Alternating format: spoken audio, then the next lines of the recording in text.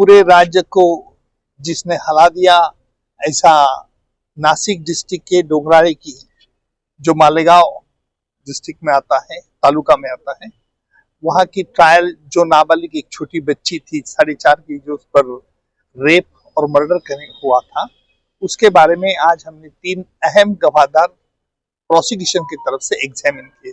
उसमें जो बालिका थी, उसके पिताजी और जितना ही जिसको ये पहली बार वो पीड़ित का डेड बॉडी मिली थी, वो गवाह था डोंगराळे गांव का। और तीसरा, जहां जगह उस बालिका का डेड बॉडी मिली थी, जहां उसने पंच करके पंचनामा किया था, और उस जगह से जो बंद मोबाइल टावर था, वहां से कोई ब्लड स्टेन क्लोथ्स भी पुलिस लोग ने सीज किए हैं। ये 3 अहम गवाहदार आज एग्जामिन हुए। कल और अहम 3-4 गवाहदार हम एग्जामिन करेंगे। परसों तक ये ट्रायल चलने वाली है और हमारी ये कोशिश रहेगी कि 80% सबूत का काम पूरा किया जाए। आज अजीत दादा का ये अंतिम विदाई हो गई, लेकिन उसी बहाने मुझे कुछ पर्सनल जो बात थी वो महसूस हो रही है।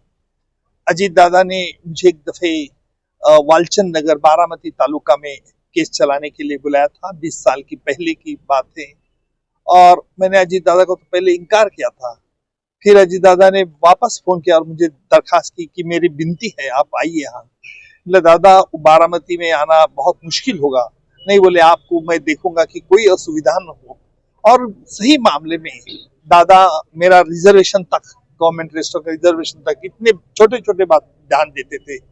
आखिर वो उसका फैसला हो गया, आरोपी को सजा हुई। दादा को बहुत खुशी हुई थी।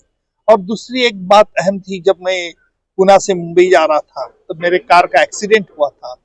तुरंत 5 मिनट के अंदर दादा का फोन मुझे आया और कहा, उज्जवल जी कहीं गंभीर दुखापत तो नहीं है क्या, किसी ने साजिश है? मैंने कहा दादा नहीं, ये प्योर एक्सीडेंट है।